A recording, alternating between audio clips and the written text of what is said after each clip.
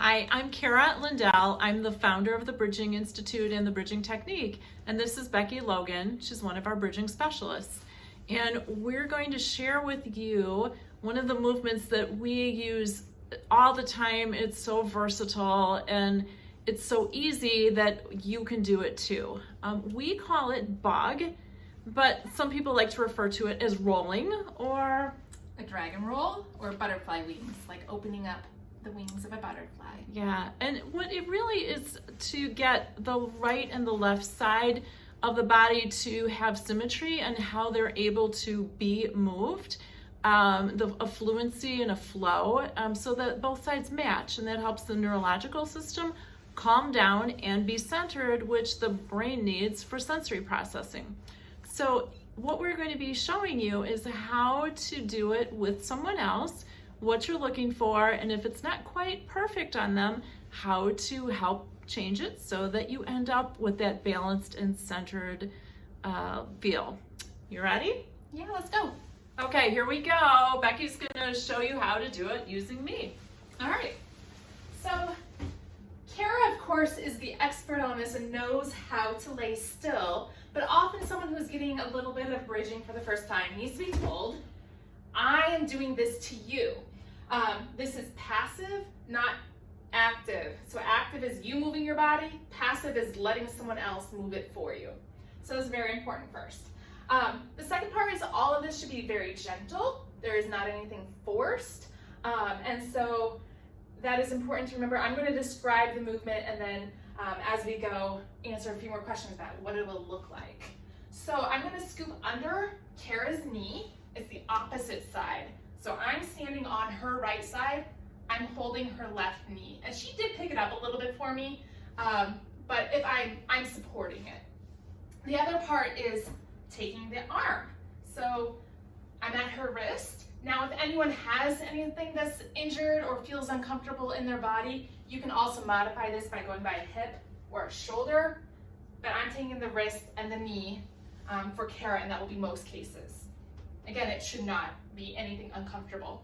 And then I just gently bring her towards me. So it's a nice little roll. And Cara moves nice and easily. There will be people of all ages and sizes that are going to feel very heavy, and some that will just feel like they're going to roll it with the slightest movement.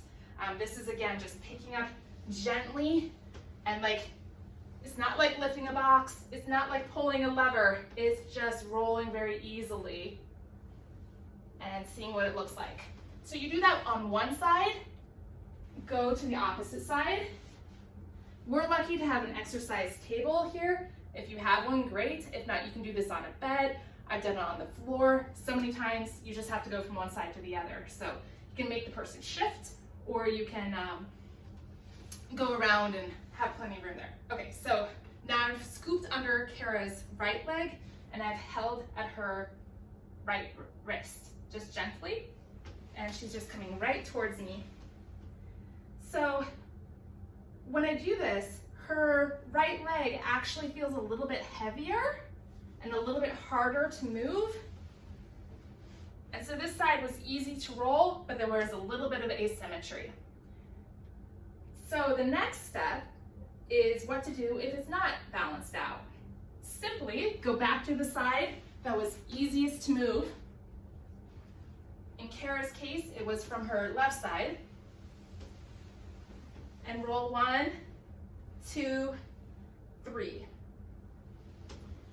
Now that helps the other side learn a little bit and balance out from the side that was easiest. And then I'm going to come back to this one.